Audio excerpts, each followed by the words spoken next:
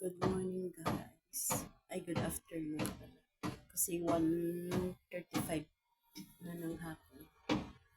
So, kaya, kanina pa ako dumating. Mga 9:25. Kaya nagmadali ako na nakabayad. Nagdiretso ako sa school nila. Hindi na ako nakabidyo kasi nagmamadali ako na makabayad dahil half day lang sila ngayon. Pero Sabado. Lunes exam na nila kaya magdiretso na ako doon. Tapos kanina, dumi ng kanilang suklay. Tapos kanina, napapunta pa lang ako dito sa Bacolod.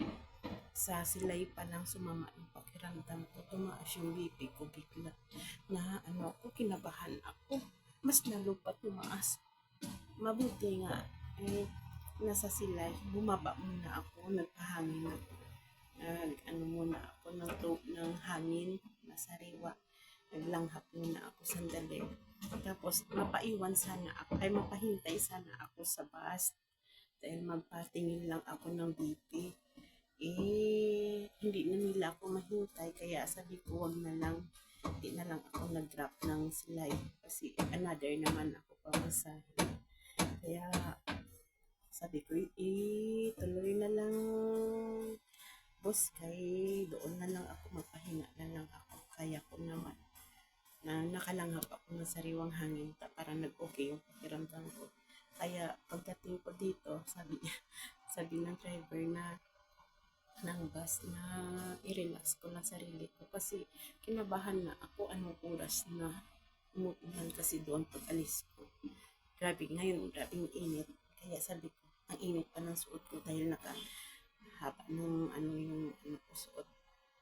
Pinalitan ko, sabi ko, nakahiram muna dyan damit na maluwag-luwag na ako para fresh sa pakiramdam ko.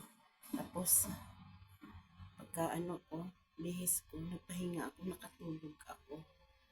Tapos, pagising ko, nagyaya ako sa anak ko mga 10:30. Nagyaya ako sa anak ko na kumain sa baba kasi nagutom ako dahil wala akong hapunan at saka almusal. Yan.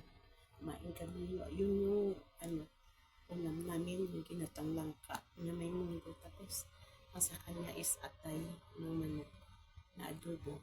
Binigyan na hingi lang kami ng sabaw kasi pwede naman humingi ng sabaw. Tapos ang sakit pa ng stick neck ko dahil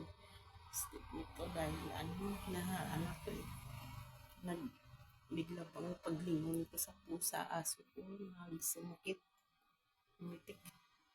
Kaya andito ako ngayon guys. Ito yung bedroom na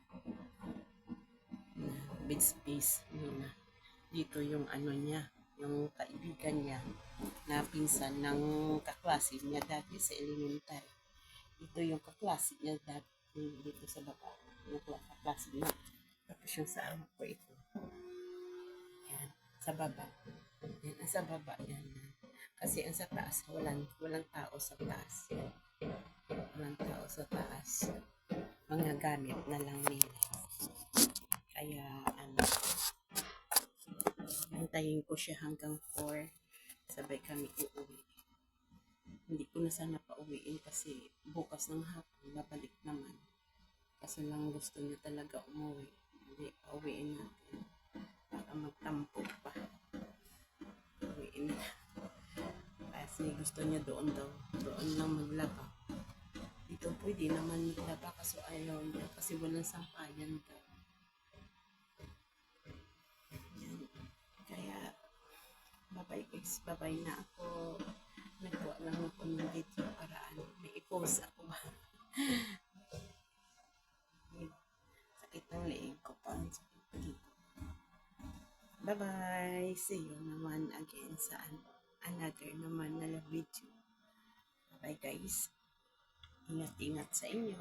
Mamaya magkuha ako ng live doon sa terminal. Bye-bye.